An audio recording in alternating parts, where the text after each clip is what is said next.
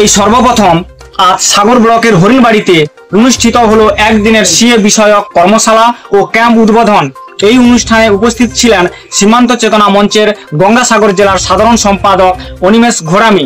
এছাড়া উপস্থিত ছিলেন সাগর ব্লকের বিভিন্ন বিজেপির স্থানীয় নেতৃত্ববৃন্দ। আজকের সাগর ব্লকের 4টি সিএ ক্যাম্পের মধ্যে একটি যেটি হরিণবাড়িতে অবস্থিত, সেই হরিণবাড়ির সিএ ক্যাম্পের শুভ উদ্বোধন করলেন অনিমেষ ঘোরামি। আপনাদেরকে শোনাবো সেই অনিমেষ ঘোরামির বক্তব্য।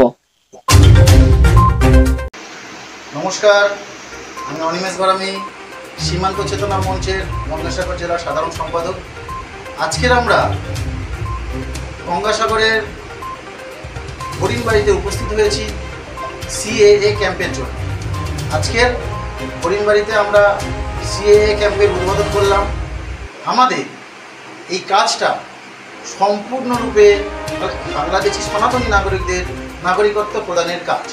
আমরা গঙ্গাসাগর জেলার প্রত্যেকটা ব্লকে ব্লকে সিএএ এর ক্যাম্প খুলছি। বকখালি থেকে শুরু করে মেটিয়াপুর পর্যন্ত এখনো পর্যন্ত আমাদের 8টা ক্যাম্প খোলা হয়েছে এবং সেখানে বিপুল পরিমাণে মানুষ সাড়া দিয়েছে।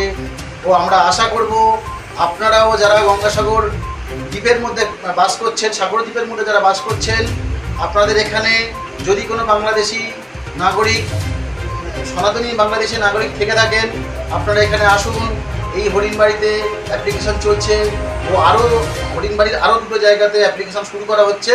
আপনারা দলে দলে এসে এই সমস্ত যারা স্থানীয় কার্যকর্তা রয়েছেন ওনাদের সঙ্গে যোগাযোগ করবেন, করে এই প্রক্রিয়াটা সম্পূর্ণ করবেন। দয়া করে কেউ ভীত হবেন না, কেউ সন্ত্রস্ত হবেন না। এটা আপনাদের নাগরিকত্ব প্রদানের সর্বশ্রেষ্ঠ কাজ সরকার আপনাদেরকে দিয়েছে। তাই আপনারা নাগরিকত্ব প্রদানের মাধ্যমে, নাগরিকত্ব নেওয়ার মাধ্যমে নিজেদেরকে ভারতীয় নাগরিক করে তুলুন ও এই দেশে মাথা উঁচু করে বাঁচুন।